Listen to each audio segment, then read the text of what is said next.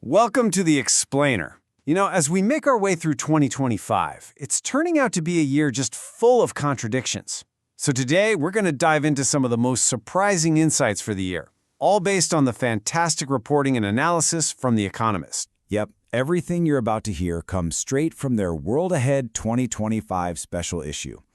And what a year it is. A year where incredible hype is crashing head-on into a messy reality. And where real progress is popping up in the last places you'd expect. All right, so let's get right into it. And we've got to start with maybe the biggest contradiction of all, the AI boom. This is the question, right?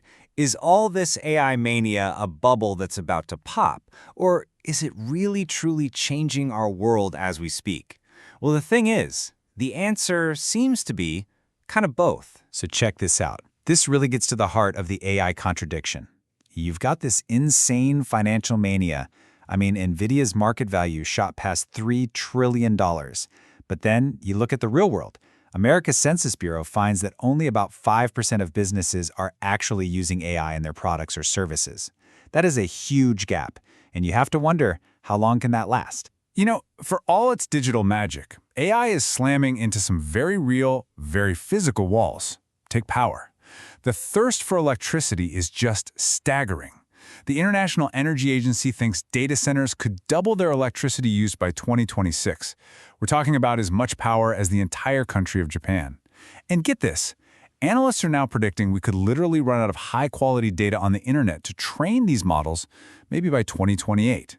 All of a sudden, this virtual revolution feels very, very dependent on physical stuff. And this whole theme of contradiction, well, it doesn't just stop with tech. It spills right over onto the world stage, and it's creating a really unstable environment for this year. That's a pretty heavy statement, isn't it? But according to The Economist analysis, that's the stark reality we're looking at. The core of the problem? It's a world where America's power is being stretched super thin, at the exact same time that global threats are not just growing, but getting more and more connected. And all of that creates what The Economist calls a deterrence gap. It's dangerous. Think about it. America's military is spread thin, while you've got this sort of autocratic club of China, Russia, Iran, and North Korea working more closely together than ever. Throw in shaky alliances and a Europe that's pretty distracted by its own politics, and yeah, the world suddenly feels a whole lot less stable. Meanwhile, China's dealing with its own big paradox. Back home, its economy is really struggling. There's a property market in trouble, entrepreneurs are feeling down, and those U.S. tech restrictions are tight. But all that pressure is actually forcing a pretty wild outcome. Chinese companies are learning to innovate with less, and they're pushing aggressively into global markets. We're seeing EV factories popping up everywhere from Hungary to Thailand. Okay, but it's not all doom and gloom. Not at all. In fact, some of the most exciting stories about growth this year are coming from places you might not expect. Yeah, well, a lot of the big major economies are kind of struggling. The Economist analysis points to some real bright spots out there. These are the places that are bucking the trend, avoiding that trap of low growth and high debt. And here is a stat that just completely flips the script on a lot of old narratives. In 2025, get this, 9 of the world's 20 fastest growing economies are going to be in Africa, almost half. And we're talking about countries like Rwanda and Tanzania, places that aren't just relying on commodities. They're projected to grow by over 6%. It's a huge story. And speaking of unexpected places, this quote just perfectly sums up a new kind of cultural force that's exploding onto the scene. A scriptwriter was talking about Chinese microdramas, and he called them soaps on steroids. I love that. So what are they? Basically, they're these minute-long soap operas designed for your phone, and it is a full-blown phenomenon. In China alone, the market is on track to nearly triple in value by 2027. And now, it's going global. Chinese-backed apps are taking the same model and exporting it, using foreign actors to create original content for audiences all over the world. All right, so this same dynamic, this push and pull, we're seeing it play out in science and technology too. You have these incredible breakthroughs on one hand, and they're fighting against some really big hurdles on the other. So for decades, there's been this really frustrating trend in medicine. Developing new drugs just keeps getting more and more expensive. It's a trend called Irum's Law. which, is Moore's Law spelled backwards. And it basically says that the cost to develop a new drug doubles roughly every 9 years. It's been a massive drag on innovation. But now, AI is getting ready to completely flip that script. It can literally dream up new molecules from scratch. It can crush months of tedious lab work down into just hours of computation. And here's the real game changer.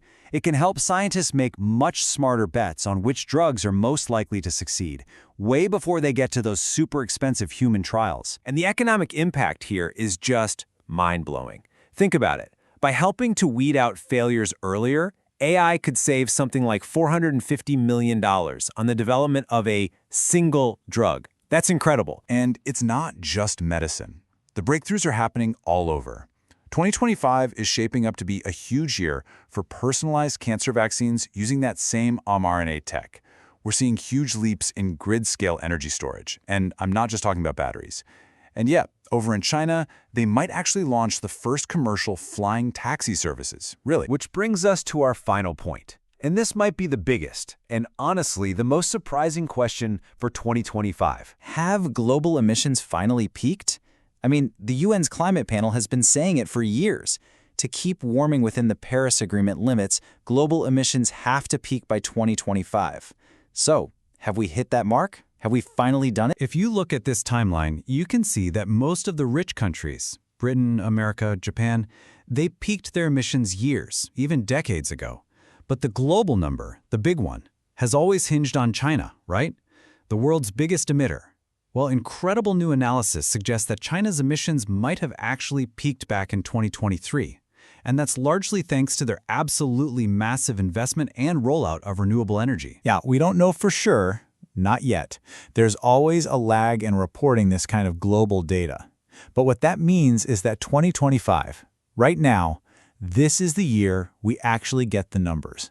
This is the year we find out if humanity has finally reached that historic turning point. So whether we're talking about AI hype or global tensions or the climate itself, 2025 really feels like a year of peaks, a year of transition.